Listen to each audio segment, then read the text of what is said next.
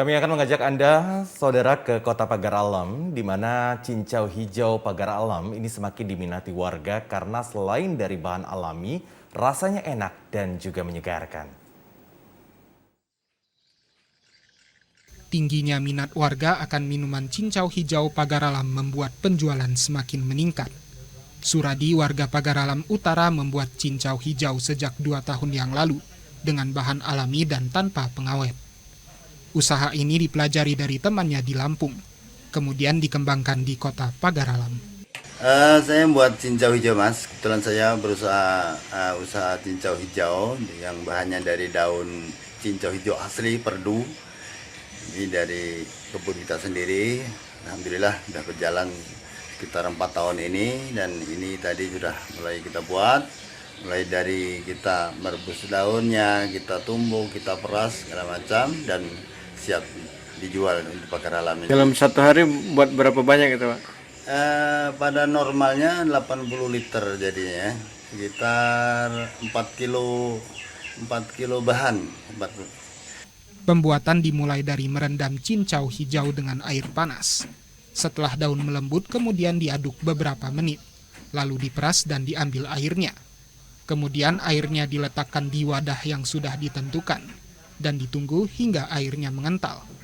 Suradi mengatakan dalam satu hari membuat 40 liter cincau. Dirinya sudah memiliki pelanggan tetap, yaitu penjual es cincau hijau. Diharapkan usaha pembuatan cincau hijau ini dapat terus berkembang. Tommy Tobari, TVRI Sumsel melaporkan. Sampah plastik dapat diolah menjadi produk yang bermanfaat dan bernilai jual. Limbah plastik, khususnya sampah plastik kresek dan saset, menjadi keresahan bersama karena mencemari lingkungan. Hal ini karena limbah plastik butuh ribuan tahun agar dapat terurai. Dodi, Ketua Kelompok Pak Dalang Sampah Daur Ulang, berinisiatif membentuk tempat pengolahan sampah plastik menjadi lempengan sebagai bahan baku furniture.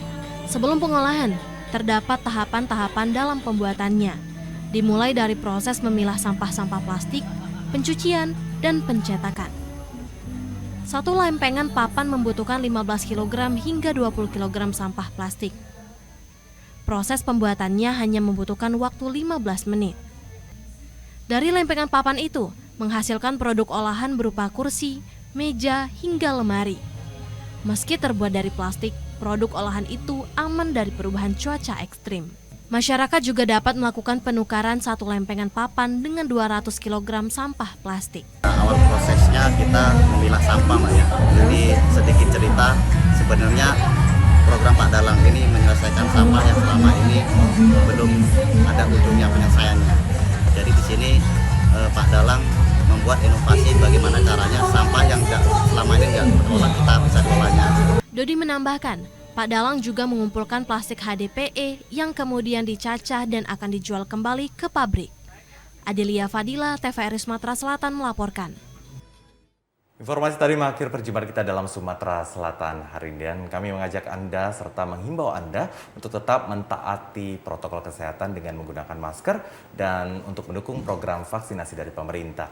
Indonesia pulih karena aku, Indonesia pulih karena kamu, Indonesia pulih karena kita. Saya Faisal Ramadan. Dan saya Nadana Syaya, mewakili kerabat kerja yang bertugas, kami berdua pamit undur diri. Terima kasih atas kebersamaan Anda.